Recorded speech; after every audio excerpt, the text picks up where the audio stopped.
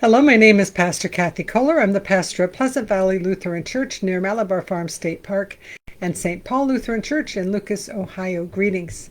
We're reading through the Bible with commentary. We are in the book of Proverbs.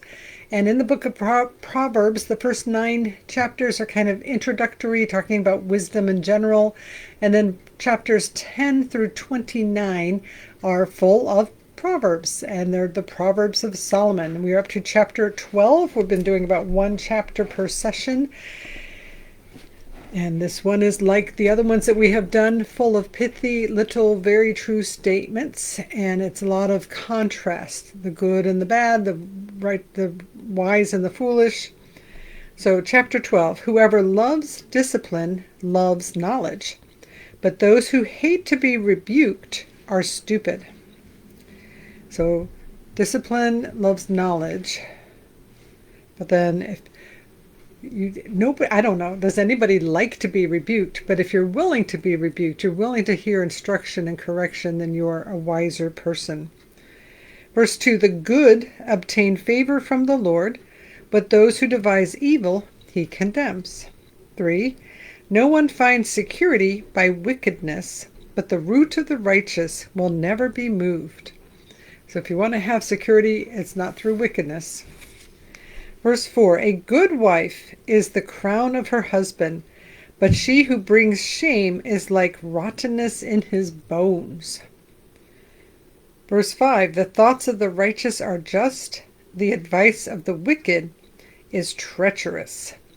So if somebody's a righteous person, then they have good thoughts for you. But if I would not trust the advice of somebody who's wicked.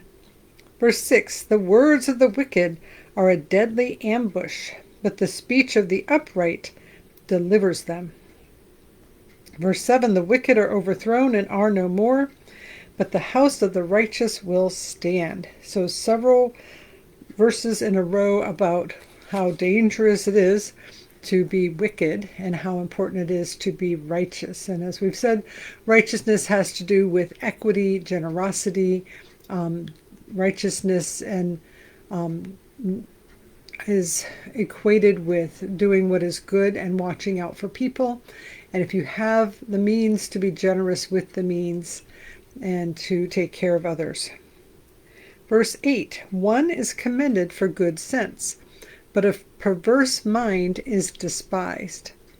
Verse 9, better to be despised and have a servant than be self-important and lack food.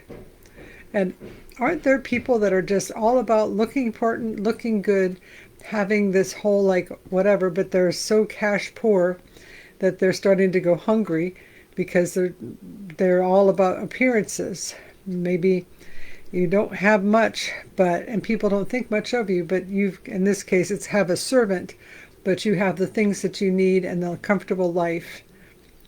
Verse 10, the righteous know the needs of their animals, but the mercy of the wicked is cruel. Ooh. So if you're a righteous person, not only do you look out for people, you take care of your animals, your livestock, your pets, whatever your animals might be. Verse 11, those who till their land will have plenty of food, but those who follow worthless pursuits have no sense. So if you are a landowner and you've got land, you need to work your land and not be chasing after worthless pursuits, but working the land that you have. And I think that could apply to any person in any profession. I feel like my tongue is very swollen tonight. Did I eat something I'm allergic to? I don't know. I'm just having a hard time talking tonight. If you're a landowner, to work the land you have. If you have a job, though, or a career or profession, or even just a home that you take care of, it's more important to work the job you have, do the work you have, do what is part of your job and what is part of your responsibilities, the things that you know how to do and can do, rather than chasing after fantasies. So there are times that we need to take a step of faith and go start something new, start a business. But if you have a business or you have a career, you need to start by working the job you have and not slacking. I was telling a friend of mine that A slacker is one of my worst insults for somebody, and Proverbs is definitely all about no slacking. It's very related to that. So that was 11. 12, the wicked covet the proceeds of wickedness, but the root of the righteous bears fruit. So as you do your work, you get the fruit of your work. Verse 13, the evil are ensnared by the transgression of their lips, but the righteous escape from trouble. Verse 14, from the fruit of the mouth one is filled with good things, and manual labor has its reward. So from things that you say, you can get good things. And I love, and manual labor has its reward. Some people, it's like, oh, manual labor is beneath me. But even if you have an office job, there is always some kind of manual labor that needs to be done. Making the bed, cleaning the house, doing the laundry, just doing the things to live life are still manual labor. And of course, it's good for our physical body to move our body. Verse 15, fools think their own way is right, but the wise listen to advice. So it's good to be confident and know that your way is right, but also it's good to be wise and be willing to hear advice and listen to advice and get advice from other people. Verse 16, fools show their anger at once, but the prudent ignore an insult. Oh, to be insulted and to let it go, to let it slide, to forgive, to not be a big deal about it, that can be a hard thing to do. But if we can forbear and hold off, if you're prudent, then sometimes it really smooths over relationships, and then you find out, oh, this was actually said because of that reason, and then you don't look like an idiot. Verse 18, rash words are like sword thrusts, but the tongue of the wise brings healing. So to just say things, and I've known people who are just out it comes, and they're angry and they're mean, and it's like they're stabbing, and they don't know if they're going to hit you or not, but they're just going to stab. And it hurts, and it destroys relationships. But the tongue of the wise brings healing. A wise person doesn't just cut others down and attack others and hurt others. A wise person brings healing to other people, speaks healing words and healing relationships. Verse 19, truthful lips endure, but a lying tongue lasts only a moment. Oh, so if a person who's lying doesn't last very long, that's an interesting proverb. Truthful lips endure forever. Verse 20, deceit is in the mind of those who plan evil, but those who counsel peace have joy. So evil people are full of deceit, and people who counsel that are, I just already lost my place. Those ones who look for peace will find joy. Verse 21, no harm happens to the righteous, but the wicked are filled with trouble.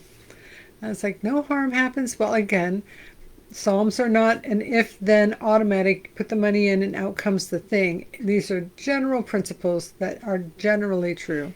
And generally speaking, when you walk righteously, then you don't get attacked because you've not done anything wrong, and you don't have harm that comes to you.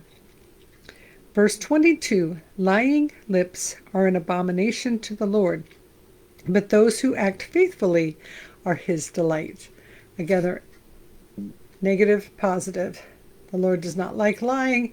The Lord delights in the people who are faithful. Verse 23, one who is clever conceals knowledge, but the mind of a fool broadcasts folly. Ooh. So if you're smart, you don't necessarily show everything that you know. And I think sometimes that is just being kind and polite. If somebody wants to tell me about something that I know a lot about, it doesn't mean I have to shut them down and say, well, I know all about that. But to hear them and to conceal my own knowledge and to let the other person share, I think is not such a bad idea. Verse 24, the hand of the diligent will rule, while the lazy will be put to forced labor, which is ironic because the lazy are the ones who aren't working, but then they get forced to work. And the ones who are diligent and hardworking end up being in charge of or ruling over the other ones who do the work. Verse 25, anxiety weighs down the human heart, but a good word cheers it up. And wow, isn't that true? In fact, there's so much anxiety these days that there's a lot of prescription medication being given to people about and for anxiety. And anxiety does wear people down, and it's a lot. It's really hard. And I remember hearing a good word is good medicine. Oh, no, it's a different verse. Verse 26, the righteous give good advice to friends, but the way of the wicked leads astray. So again, contrasting good advice and wickedness. Verse 27, the lazy do not roast their game, but the diligent obtain precious wealth. And we have footnote. Oh, it says the meaning of the Hebrew is uncertain. So they don't roast their game, they do not know whatever this word means. And sometimes when people are translating the Bible from Hebrew into English, ancient Hebrew, into modern English, there's only one time that this word appears and they don't know what the word means. And they kind of try to guess what the word means based on the context and how it's used. Sometimes a word gets used, like especially with Greek, and then they'll find it in court records and other documents, and they're like, oh, here's how this word gets used here, so that's what this word means. But if it's the only time that that word ever appears, then it's really hard to know exactly how to translate that. So lazy they're trying to say maybe roast their game, do not do whatever it is, but the diligent obtain precious wealth. So the lazy don't eat, however that is, and the diligent, the hardworking people, gain wealth.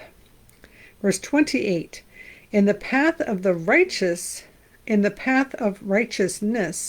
there is life. In walking its paths there is no death. So that one's not a contrast. That one's a statement about righteousness, that it's life and not death. So all this advice, that's a lot of righteousness and wickedness again, but also folly and wisdom, and general advice to not be a slacker, but to be diligent and to do what is right. And if you do what is right, that you will be better off, more comfortable, more happy, more joy, more peace, and that you want to get good advice, and you want to get good advice from righteous people and not from the wicked. How does that apply? Oh, I think there's so many people that are willing to give us advice, and that advice is not always good advice, depending if it's somebody who's saying, oh, you need to do this illegal thing and it's going to be just fine. I don't think that's good advice. But if somebody who says, oh, you can do this if you work hard, and here's some ideas, then that sounds like very good advice. So now may the Lord bless you and keep you. May the Lord make his face shine upon you and be gracious unto you. May the Lord look at you with favor and give you peace. In the name of the Father, and of the Son, and of the Holy Spirit. Amen. Go in peace. Thanks. Like, subscribe, and comment. Thank you so much for being here, and see you again next time.